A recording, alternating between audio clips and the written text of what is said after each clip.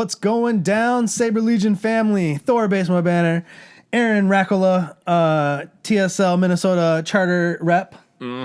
Back joining me for another predictions preview video. We got TSL Resolution 4 coming up January 25th. VFW Uptown, 3 to 6 p.m.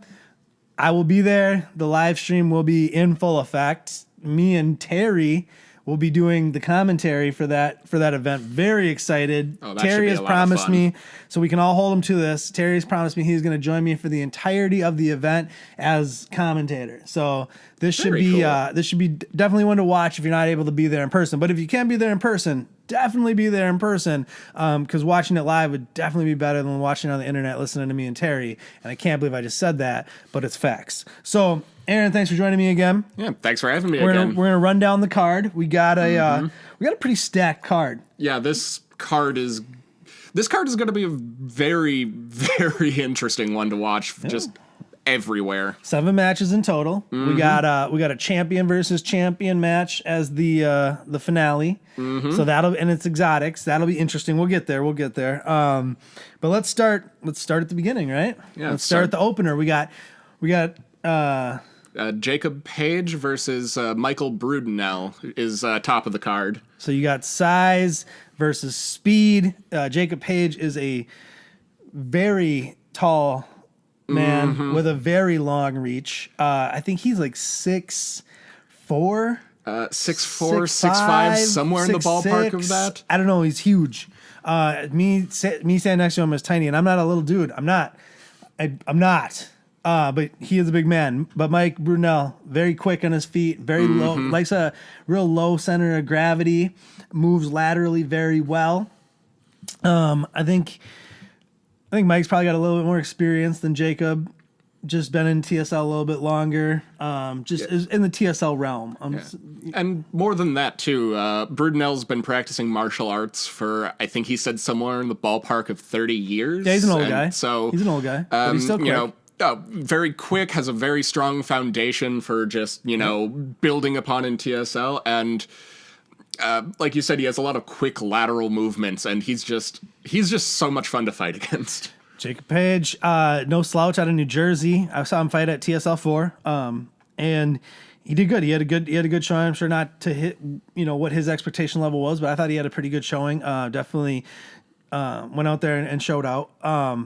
I don't know who I'm going to take in this one. I'm going to let, since you're the guest, I'm going to let you go first on our first pick and let you pick between Jacob and Mike Brudenell. So this one, I'm probably going to let my bias show just a little bit, because I've seen Brudenell fight quite often. He fights a lot, but more than that, he's a very regular member of the Minnesota Charter meeting. So I've seen him fight a lot, and he's very good, very quick, very agile. Jacob, I haven't actually seen much fighting of. I think the only thing I've really seen was, like you said, at TSL 4, recordings of that, because I couldn't be there, unfortunately, but also the showing he had at TSL War, which, still pretty good showing. War. Yeah, War. I forgot about War. That's where I did an I interviewed with him at War. God, I can't even forgot about that. Yeah, so since I've seen a lot more of Brudenell, since I've seen of Page, I'm going to have to go with Michael for this one. Yeah? Just because, I know what his skills are. His skills are very solid, and he has a lot of practice fighting against people, bigger and with longer reach than him. He fights Kevin Cook regularly, Will Coxon. I mean, there's some dudes in the Minnesota Charter that kind of have the similar stature and reach, I think, as Page does. Jacob Page is my favorite person on the internet at this present moment, and has been for quite some time. He's my favorite Facebook person. I probably interact with his posts more than anybody else's. But my bias is going to show a little bit. I'm actually going to take Jacob in the upset. I don't know if it's an upset. I see a little bit of an upset. Maybe a little bit. I'm going to take Jacob in the upset just to kind of, vary from what you're saying. I love Mike. Good dude. Can't wait to see him. But I'm gonna take Mr. Page in our first opening match. All right. So moving on, we have a tag team match up second. Oh yeah, love me some tag team. We got Jason Hayden and Ruben Gay versus Brian Williams and Josh Wilcoxon. So, Arkansas. I think Gay and Hayden are from Arkansas. Yeah, I think Williams and Will Coxon are both Minnesota boys, obviously.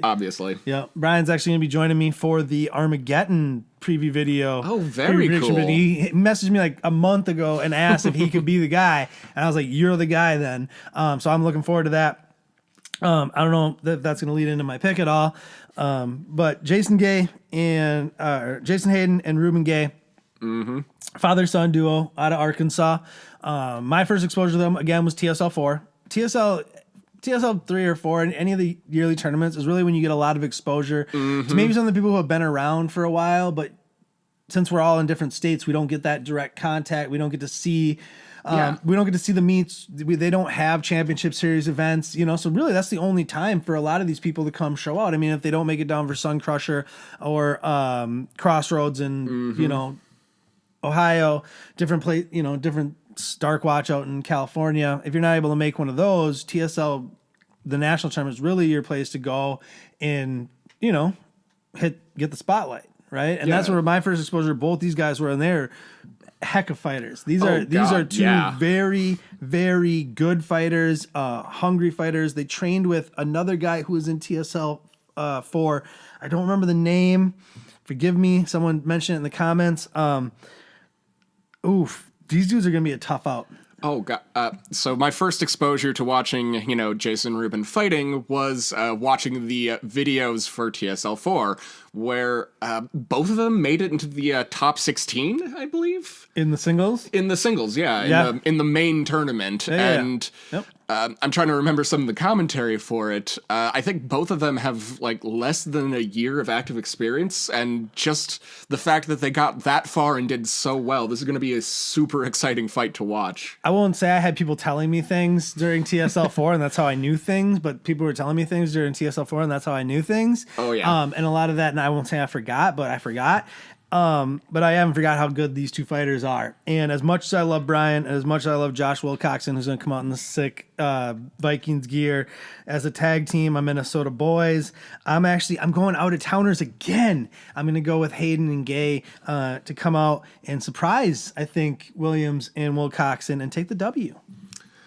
And this is a real tough one for me too, because Joshua and Brian, both Minnesota charter members. I've sparred with them a lot, seen them fight a lot, seen them practice a lot. Yep. So I'd like to say I have a fair grasp of their skills, their strengths, all that kind of stuff. But Jason and Ruben, they were.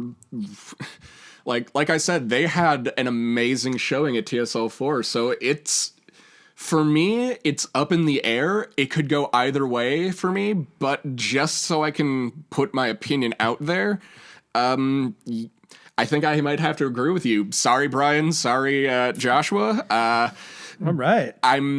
We're going out of towners. Yeah, I'm going with the out of towners for this one. Going with the Arkansas boys for this one. I like it. Bold move. Bold move by both of us. Now, the next one is probably the one I have...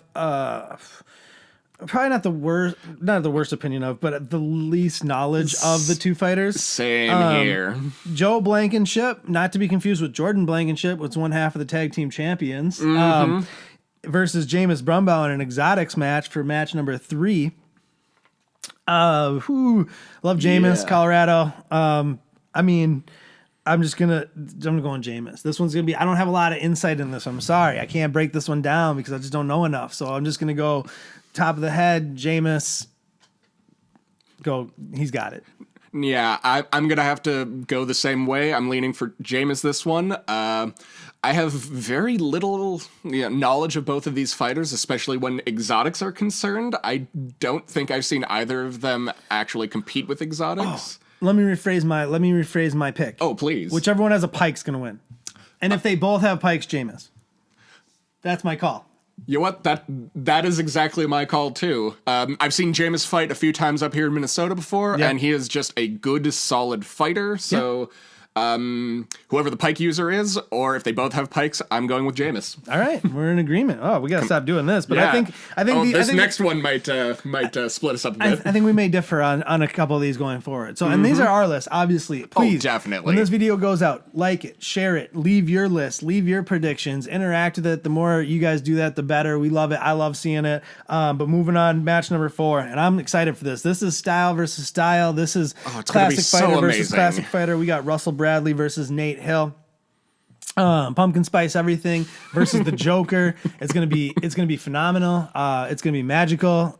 I can't say enough good things about this match. I'm not overhyping it at all either.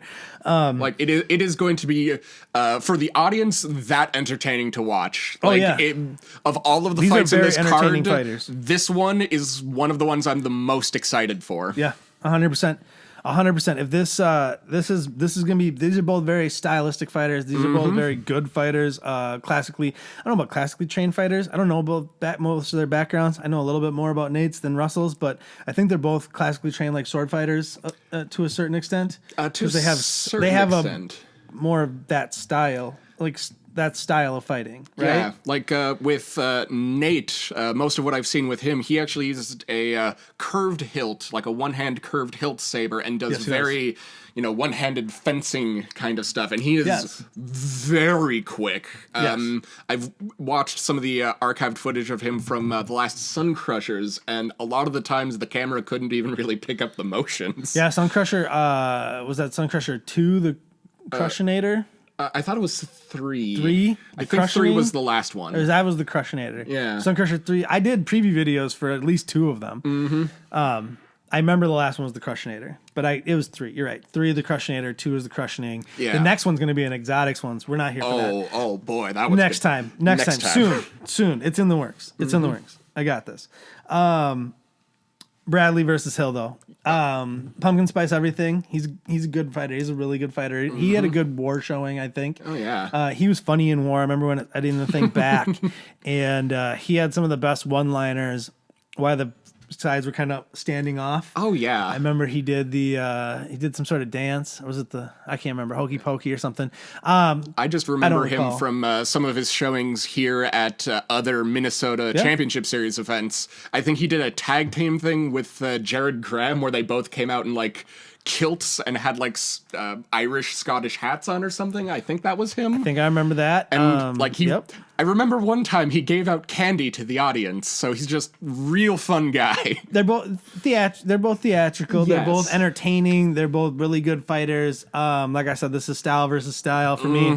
But I'm gonna have to take my boy Nate because I was out in Ohio a couple years ago now. Unfortunately, I got to hang out with those guys, and so I'm taking Nate. All right, I'm going to go the other way. I'm going to go with Russell. I've fought him before in a championship fight, and it was insane how just good he was, and he's had a good showing with every other fight I've seen him in. And I think it might come down to, since they're both really good, really stylistic fighters, it might be a reach thing. And I know Nate typically uses a shorter, smaller blade, so it might actually come down to just the bare bones who has the biggest saber. We will see. This will be an entertaining one. Oh, don't get me wrong. It's going to be such a stark difference than the next fight. Because the next fight going in number 5. This fight, it's going to be, this is like power versus power. This is like this is a heavyweight boxing match right here. You got Mark Carrico, California. You got Kevin Cook, Minnesota. These are both power fighters. They are. They're not speed. They're not finesse. They're power. They're power. Yeah. You know? Don't get us wrong. They do have, some finesse, some skill. I mean, a lot of it. They're both top 15 ranked fighters, but it's like you said, it's power. Heavyweight here. Yeah, it's heavy. It's heavy. And they don't, it's not like they hit harder. It's just, you just have to watch it. You just have to watch and see what I'm talking about, because they both strike with control ferocity. Yeah, if that makes any sort of sense. It's like decisiveness. The strikes, you feel that they always count with both of them. Yeah. So and reach is going to kind of be negated in this to a certain extent. They both have a similar reach. Mark really likes to use the one-handed, the special Mark Carrico blade. It's super long. It's super heavy. It's super just for Mark, from what I can tell and from what everyone's told me. It's hard for me to. God, I'm literally picking just all not Minnesota people this entire one, because I love Kevin, but I think it's gonna be Mark. And yeah, this is another one that's very split for me because, you know, if you've seen either of these two people fighting before, you know, they have strength, control, the reach, the technique, and they have fairly different ways of applying it, but in the end, it's, you know, kind of a similar feel to the fighting. And I think just based on how I've seen both of them fight before, I'm gonna have to disagree with you. I'm going to say Kevin for this one. Okay. He's been once again just experience from the meets because he's one of my co-charter reps. He's been experimenting around with different saber styles, and it's been working for him. You've been watching more training than I have. You've been seeing the behind the scenes stuff now. So that can be a good and a bad thing because I've seen neither, right? And you've only seen one side. Exactly. So you only have one set of information to go off of, where mine may be a shot in the dark, or it may be a very well-informed guess. And shot in the dark still makes it sometimes. Hey, a blind squirrel finds a nut every once in a while. There we go. So you're going to take Mr. Cook. I'm going to take Mr. Carrico. Either way, we're all going to win because that's going to be a great fight. Oh, definitely. Moving on to another great fight. Oh, God, this one. Man, it's a TSL Senior Hour. Just kidding. Sorry, guys. That was an easy shot. I had to do it. We have Mr. Jerry Hazard, who showed out and showed up in the 50-plus tournament at TSL 4. My first exposure to Mr. Hazard. And then everyone's favorite, the Charging Turtle, Mr. Charlie Cummings. Yeah. I can't say enough good things about either one of these fighters.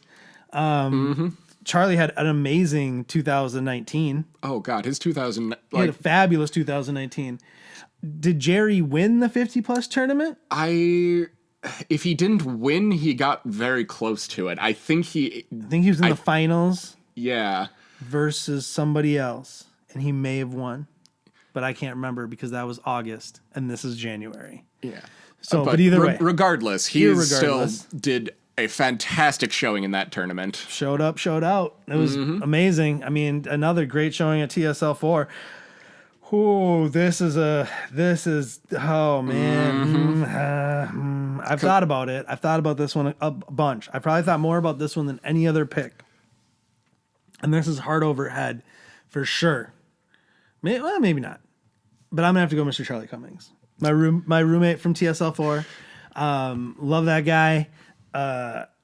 It's hard for me to ever bet against him. I pick him almost every time he comes up on the card and I'm predicting a match. And I'm right a lot of times because he's a winner. And I think he's going to take this one from Mr. Hazard. I'm feeling it. I'm feeling it. Charlie's continuing the momentum in 2020. And yeah, Charlie all the way. Yeah, I'm going to have to agree with that. I'm going to put my money on Charlie for this one. I've seen Charlie fighting live. I've seen videos of Jerry fighting. They seem to have a fairly comparable style, a lot of two-handed kind of stuff.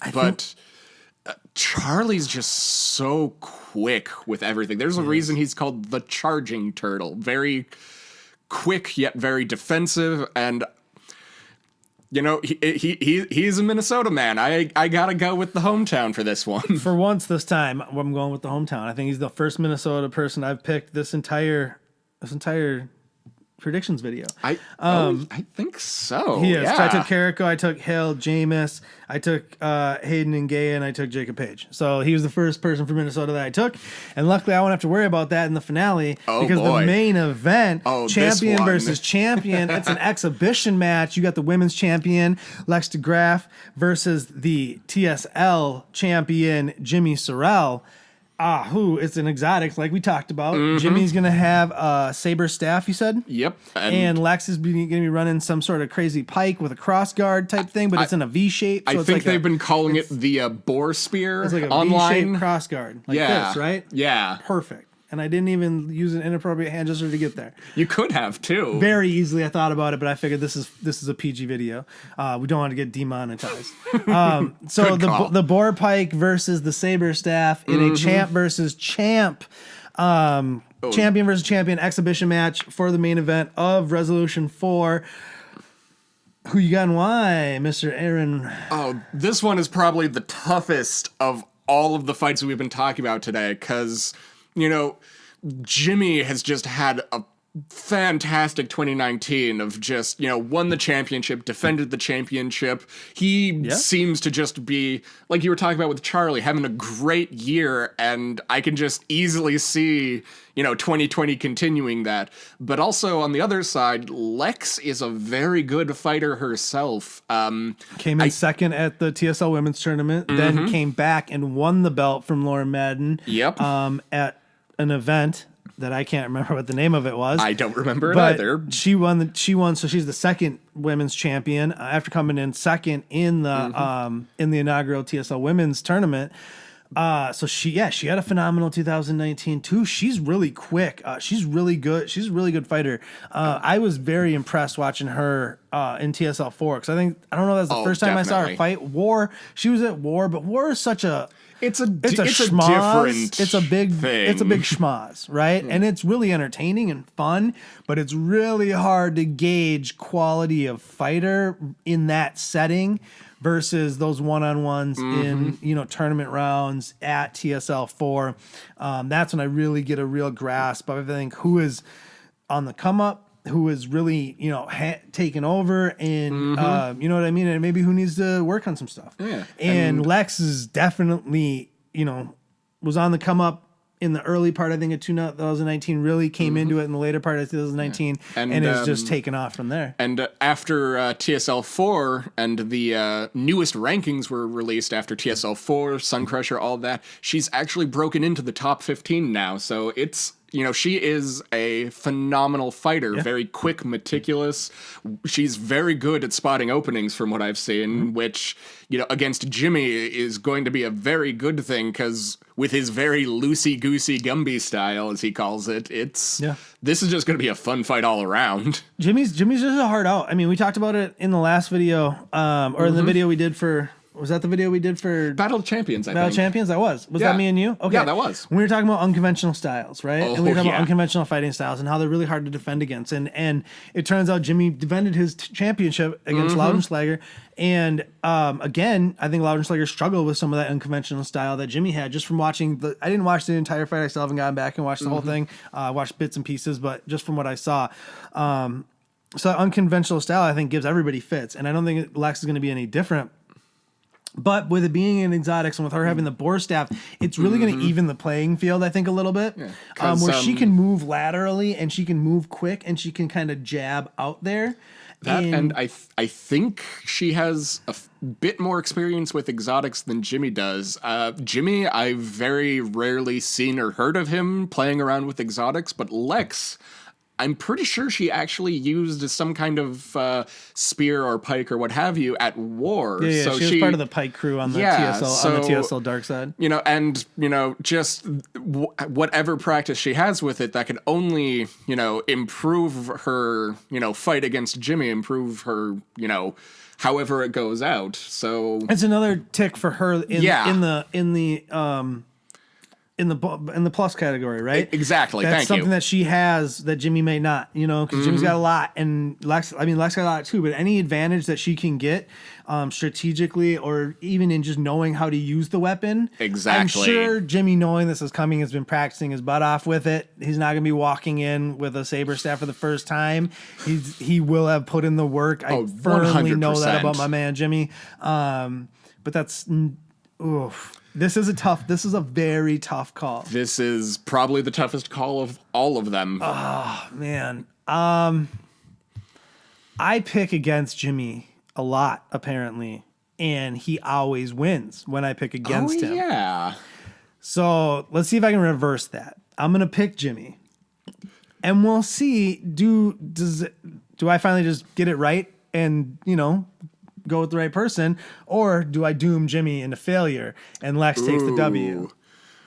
Oh, doing a little bit of pre-game reverse psychology. I did that. On that. I did that with the. Remember, I did that with the Battle of Champions. You remember did I that said, a lot with Battle of Champions, actually. I know. Am I a genius or am I just wrong? You'll never know.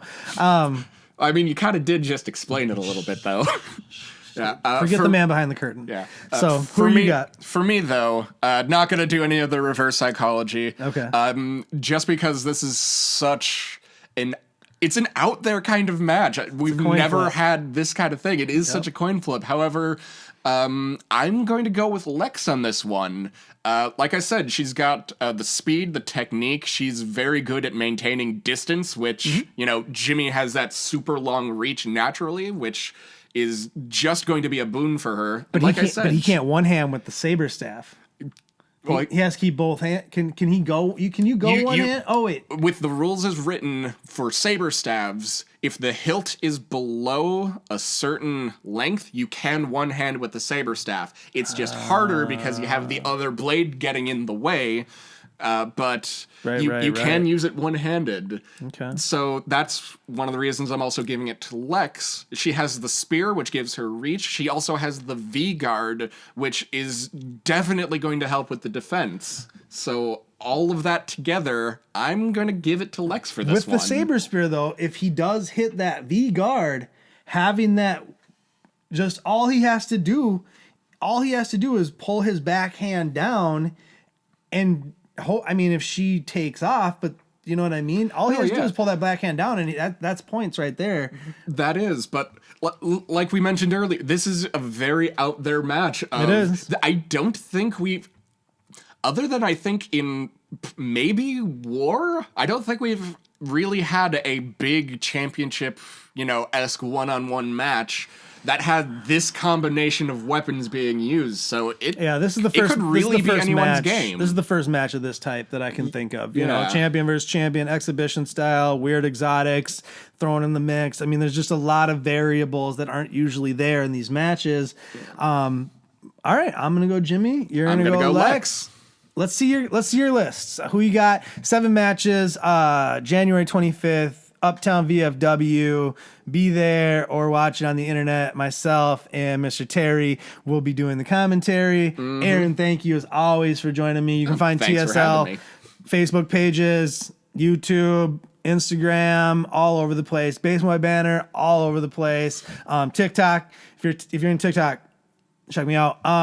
Like, share, and subscribe. Till the next one. Deuces. Have a good one.